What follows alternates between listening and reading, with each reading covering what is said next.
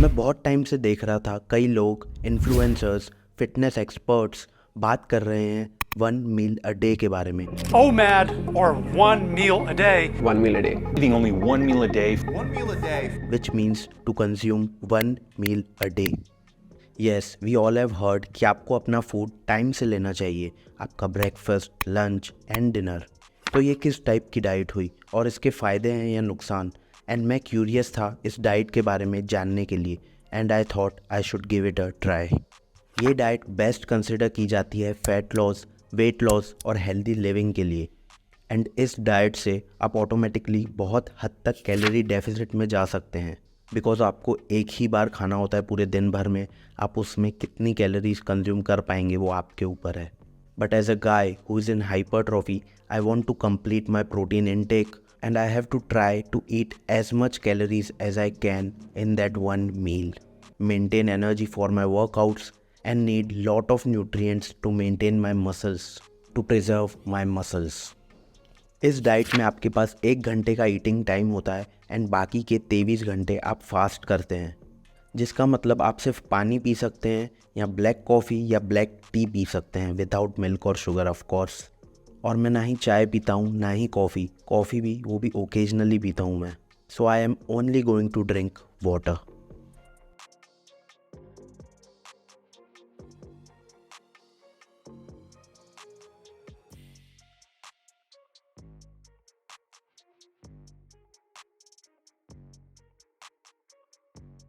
मेरा पहला दिन ओमैड डाइट का और ये है मेरी फुल कोर्स मील जिसमें हर चीज़ इंक्लूड है। ये है राइस एंड दाल जो हम इंडियन हाउस होल्ड में बनता ही है, एंड ये है 300 ग्राम चिकन, ये है 3 होल एग।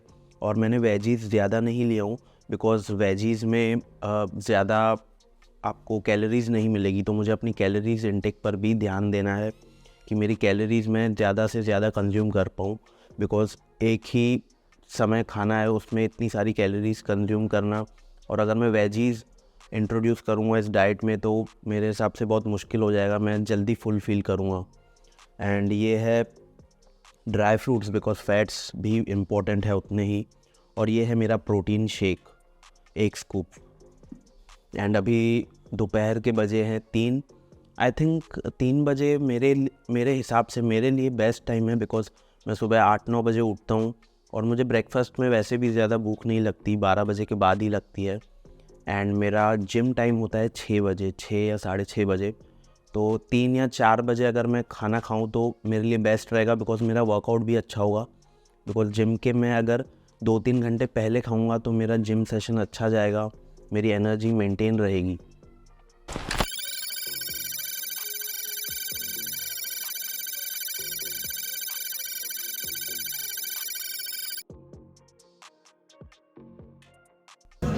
It's 6 PM और मैं अभी जिम आ गया हूँ।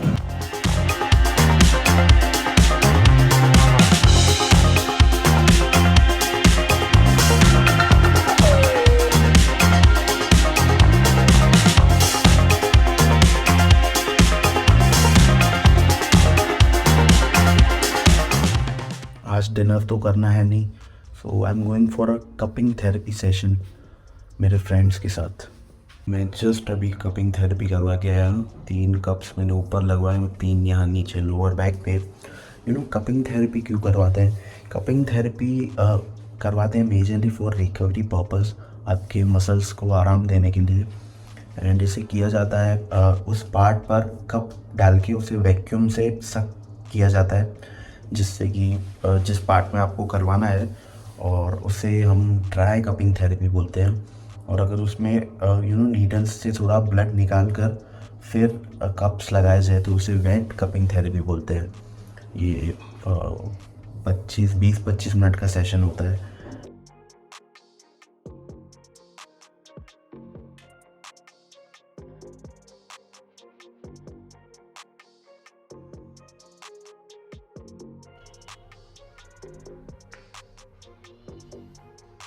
फाइनली 23 घंटे हो चुके हैं मुझे फास्ट करते हुए। अभी दोपहर के बजे 3। अभी मेरा टाइम है सेकेंड मील लेने का। कल मैं जिम से आया तब ठीक था यार, मुझे इतनी भूख नहीं लगी। एंड मैं ब्रेकफास्ट भी मुझे ज़्यादा दिक्कत नहीं हुई बिकॉज़ मैं वीक में 2 या 3 बार इंटरमिटेंट फास्टिंग करता ही हूँ। सो बट 12 बजे तक तो ठीक था, बट 12 बजे के बाद आई मतलब क्रेविंग्स बढ़ती जा रही थी। मैं सिर्फ खाने के बारे में ही सोच रहा था कि 3 कब बजेंगे और मैं खाना खाऊंगा। बट इतना भी हार्ड नहीं था, बस ये जो लास्ट के 1-2 आवर्स थे बस तब मुझे थोड़ा लगा, बाकी it went smooth. So this is my second meal. ये है राइस, रोटी, सब्ज़ी, एंड ये है बीन्स की सब्ज़ी, and this is some fibres. So ये एक इंडियन डाइट जो होती है वो, एंड ये है 5 एग्स जिससे मैंने बनाया है चीज़ में, मतलब इसे आप कह सकते हैं चीज़ स्क्रैम्बल्ड एग्स। एंड ये है योगर्ट। इस योगर्ट में मैंने डाला है वे प्रोटीन एंड सम बनाना और ड्राई फ्रूट्स और सम कुछ सीड्स हैं।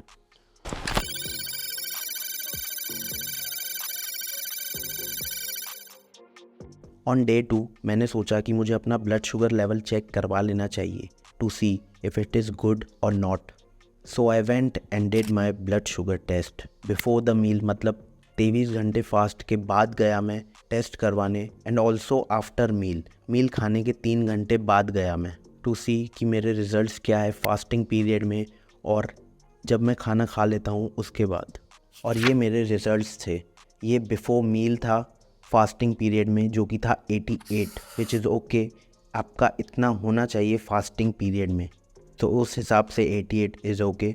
And after meal it was 120, और आपका इतना होना चाहिए जब आप कुछ खाते हैं तब आपकी ब्लड शुगर लेवल इतनी होनी चाहिए। So it was good and normal. This is my day 2।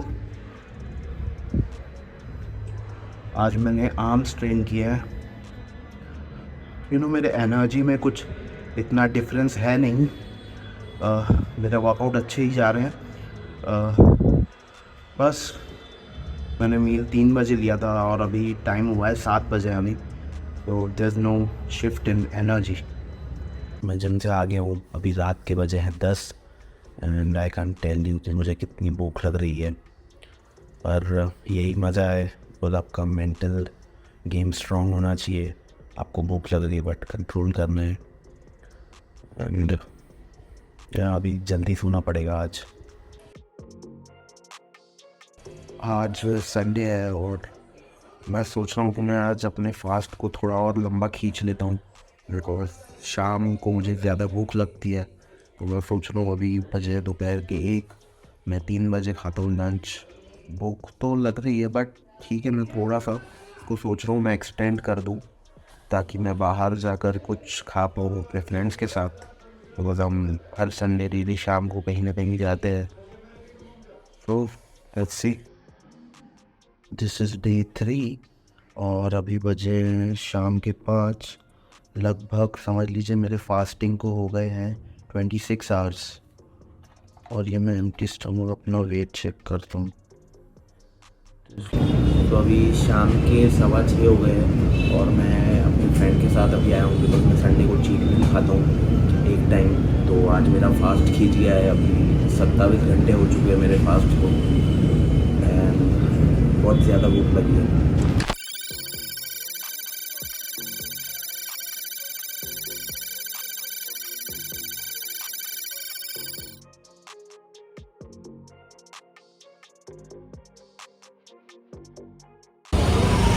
तो अभी और टाइम बाकी है मेरा 1 आवर के विंडो कंप्लीट होने में, तो मैं अभी खा लेता हूँ वड़ा पाव। टाइम है अभी और 15 मिनट, मैंने 6:15 पे खाया था। स्टिल अभी 6 मिनट बचे हैं मेरे 1 आवर विंडो को, सो मैं प्रोटीन पी रहा हूँ। मैं घर आ गया जल्दी से।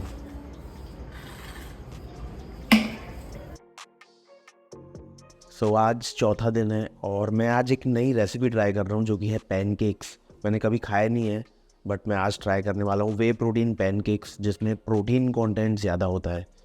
So let's start making this.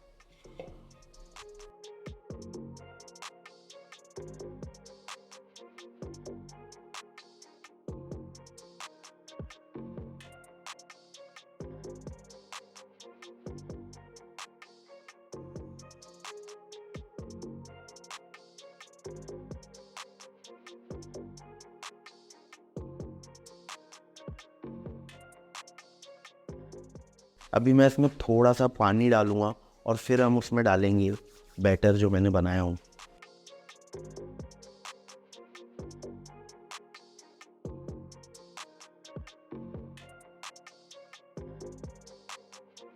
बहुत ज़्यादा ही लिक्विड हो गया है आई गेस।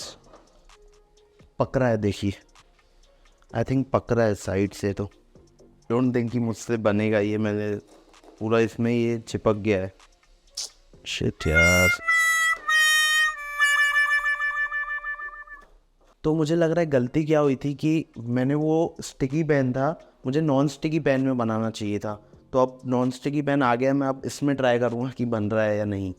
मैं ये डाल रहा हूँ, आई थिंक अब हो जाना चाहिए, अब पक जाना चाहिए। भाई पलटाऊँ या नहीं पलटाऊँ? अब हो रहा है ये, देखिए ऐसा हो गया। अब पलटा लेता हूँ उसको। पलट जा भाई, इससे पलटाते, ये बेस्ट है। हाँ अब पलटा दे इसको। ओ भाई, और बनाते हैं। और बन चुका है हमारा पैनकेक।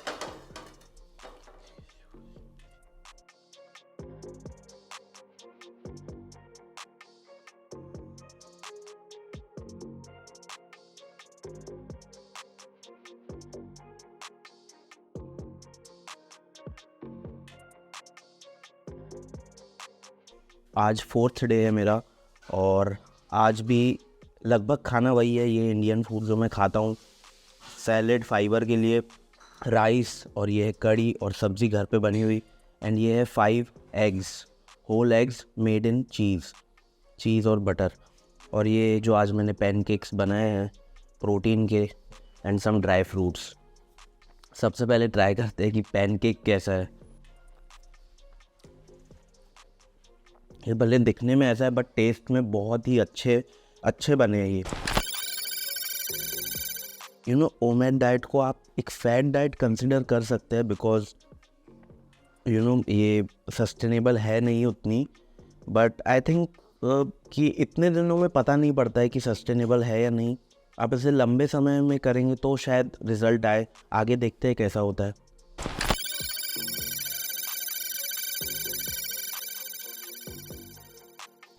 इतना बच गया, I am not able to eat this much, तो ये रहने देते।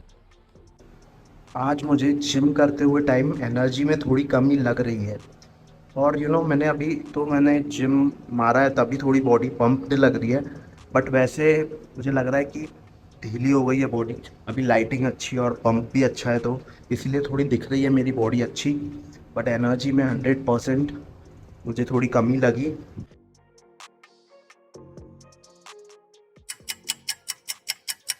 यू नो, मेरी क्रेविंग्स रात को बहुत हद तक बढ़ जा रही थी सोते टाइम, एंड मैं ऑटोमेटिकली खाने वाले रील्स और शॉर्ट्स देख रहा था। एक अलग ही खुशी मिल रही थी, बट भूख भी लग रही थी। तो अभी हो क्या रहा है कि मुझे भूख जब भी लग रही है तब मैं पानी पी रहा हूँ, और मैं जितना पानी पी रहा हूँ मुझे उतनी बार वॉशरूम जाना पड़ रहा है to flush out that water. और उस फ्लश आउट के साथ साथ मेरे इलेक्ट्रोलाइट्स भी लूज़ हो रहे हैं। तो इसलिए मैं ये स्पार्कलिंग वाटर लेके आ रहा हूँ जिम में, या घर पे भी मैं स्पार्कलिंग वाटर कंज्यूम कर रहा हूँ, नॉर्मल वाटर भी कर रहा हूँ, बट स्पार्कलिंग वाटर कंज्यूम कर रहा हूँ ताकि मेरे इलेक्ट्रोलाइट बैलेंस बना रहे। आप सोडा वाटर भी कंज्यूम कर सकते हैं। मैंने पहले दिन पे सोडा वाटर मैं पी रहा था, बट उसके बाद मैं स्पार्कलिंग वाटर पी रहा हूँ। ज़्यादा नहीं, मैं डेली 500-600 ml जिम के आसपास में ये पीता हूँ। और कई लोग डाइट कोक भी पीते हैं या ज़ीरो पेप्सी भी पीते हैं, जिसमें कैलोरीज नहीं रहती, शुगर नहीं रहती, बट उसमें स्वीट टेस्ट रहता है। तो मैं कोई चांस नहीं लेना चाहता कि मेरा फास्ट टूटे, तो इसीलिए ये आपके आसपास कहीं पर भी मिल जाएगा आसानी से।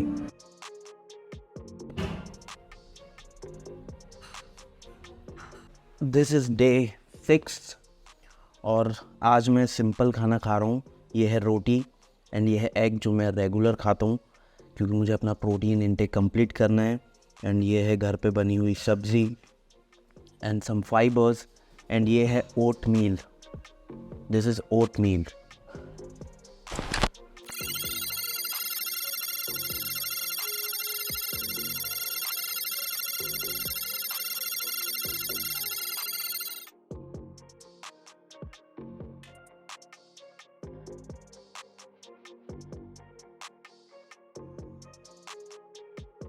Day 4 I was feeling less energetic in gym, पर 6th डे आते आते I was lifting good weights and energetic feel कर रहा था मैं जिम में।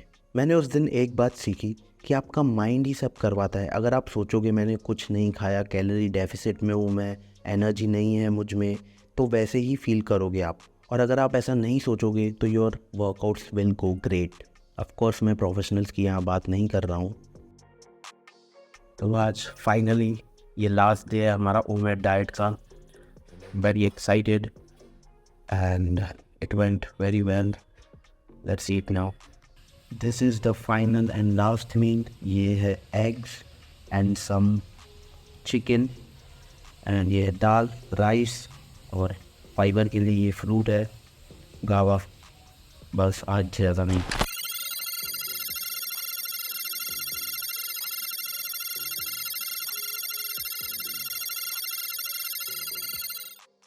सो गाइज़ आज मेरा लास्ट दिन था इस डाइट का, 7th डे, एंड मेरे डाइट बहुत ही अच्छा गया।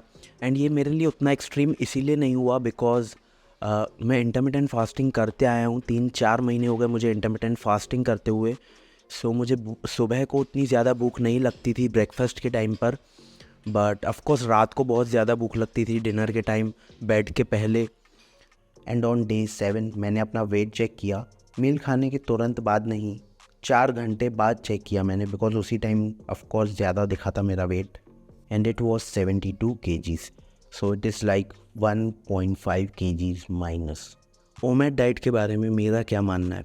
सो ओमेड डाइट ऑफकोर्स आपके लिए हार्ड हो सकती है इनिशियली, बट आप उसे इस तरीके से करें जैसे आप उसे सस्टेन कर पाएँ, उसे लंबे समय तक कर पाएँ।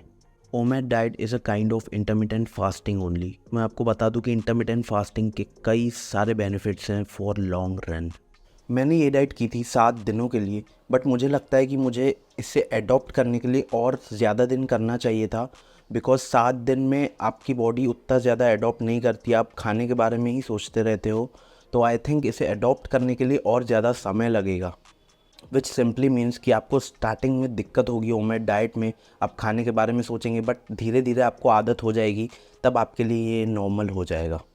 तो अगर आपको ओमेड डाइट करना है तो मेरी सजेशन ये रहेगी कि आप स्टार्टिंग में पहले 1 मील स्किप कीजिए, आप सिर्फ 2 मील कंज्यूम कीजिए, एंड अगर आप वो डाइट सस्टेन करने में सक्सेसफुल हुए तब आप ओमेड डाइट की तरफ जाएँ।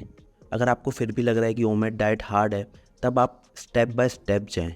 आप पहले स्टार्टिंग में 2 मील्स कंज्यूम करें दिन में, एंड उसके बाद भी आप 2 मील कंज्यूम कीजिए, बट छोटी छोटी कम कैलोरीज की meal. This will give you a good start. Thank you so much for watching the video. If you like the video, do share this with your friends and don't forget to subscribe.